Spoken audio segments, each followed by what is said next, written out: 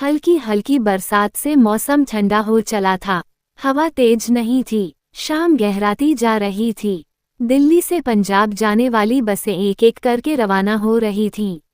दिल्ली बस अड्डे पर आज भीड़ नहीं थी। दिल्ली से संगरूर जाने वाली बस आधी ही भरी थी। 6:45 बज चुके थे। सूरज डूब चुका था। बस की रवानगी का समय हो चला था। 10 मिनट और इंतजार करने के बाद बस कंडक्टर ने सीटी बजाई। ड्राइवर ने इंजन स्टार्ट किया। गियर लगते ही बस लहराकर भीड़ काटते हुए बस अड्डे का गेट पार कर बाहर आई और रिंग रोड की चौड़ी सड़क पर तेजी से दौड़ने लगी। जा रही थी। रोहतक बस स्टैंड पर बस 5 मिनट के लिए रुकी। भारी बरसात के चलते बस स्टैंड सुनसान था। रोहतक पार होते होते बरसात भयंकर तूफान में बदल गई। 20 मिनट बाद बस लाखन माजरा नामक गांव के पास पहुंची। वहां बड़े बड़े ओले गिरने लगे थे। साथ ही आंधी भी चलने लगी थी। सड़क के दोनों किनारे खड़े कमजोर पेड़ हवा के जोर से तड़तड़ कर टूटे और सड़क पर गिरने लगे। बस का आगे बढ़ना मुमकिन नहीं था। सारा रास्ता जो बंद हो गया था। ड्राइवर ने बस रोक दी और इंजन भी बंद कर दिया। जल्दी ही बस के पीछे तमाम दूसरी गाड़ियों की कतार भी लग गई। अब भीषण बरसात तूफान में बदल गई। क्या करें, कहाँ जाएं? दिल्ली से संगरूर का महज 6 घंटे का सफर था। ज्यादातर मुसाफिर यही सोचकर चले थे कि रात के 12 बजे तक वे अपने अपने घर पहुंच जाएंगे, इसलिए उन्होंने खाना भी नहीं खाया था। अब तो यहीं रात के 12 बज गए थे और उनके पेट भूख से बिलबिला रहे थे।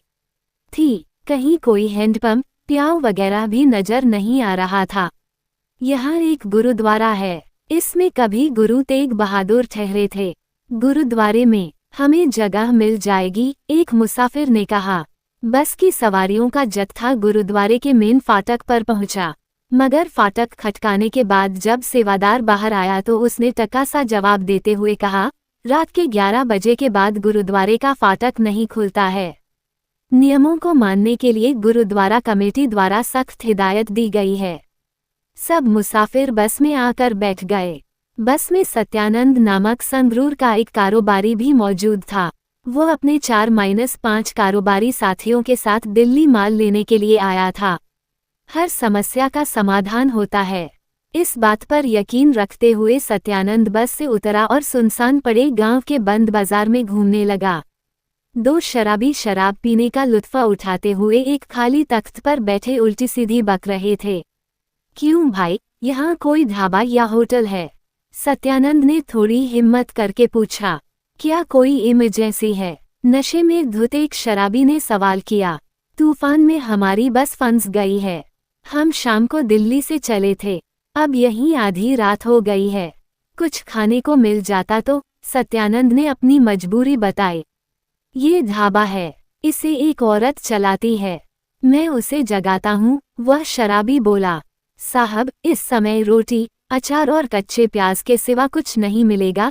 थोड़ी देर में एक जवान औरत ने बिजली का बल्ब जलाते हुए कहा।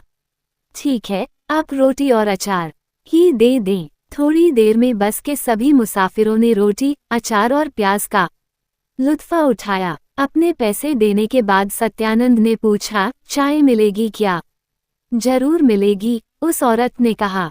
तब तक दूसरे मुसाफिर बस में चले गए थे।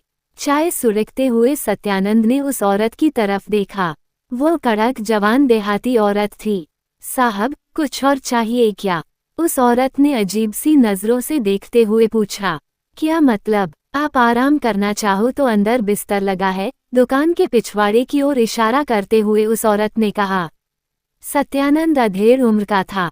उसे अपनी पूरी जिंदगी में ऐसा न्योता नहीं मिला था।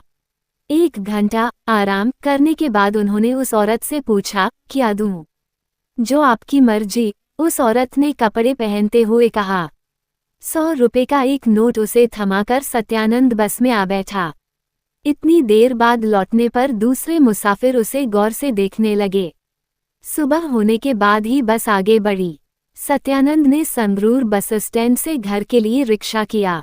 भाड़ा चुकाने के लिए जब उसने अपनी कमीज की जेब में हाथ डाला तो जेब में कुछ भी नहीं था। पैंट की जेब में से पर्स निकाला, पर वह भी खाली था। हाथ में बंधी घड़ी भी नदारद थी। सत्यानंद ने पत्नी से पैसे लेकर रिक्शे का भाड़ा चुकाया। उस भोली भाली दिखती देहाती औरत ने पता नहीं कब सब पर हाथ साफ कर दिया था। जेब में 500 रुपए थे, पर्स में 7,000 रुपए और 5,000 रुपए की घड़ी थी।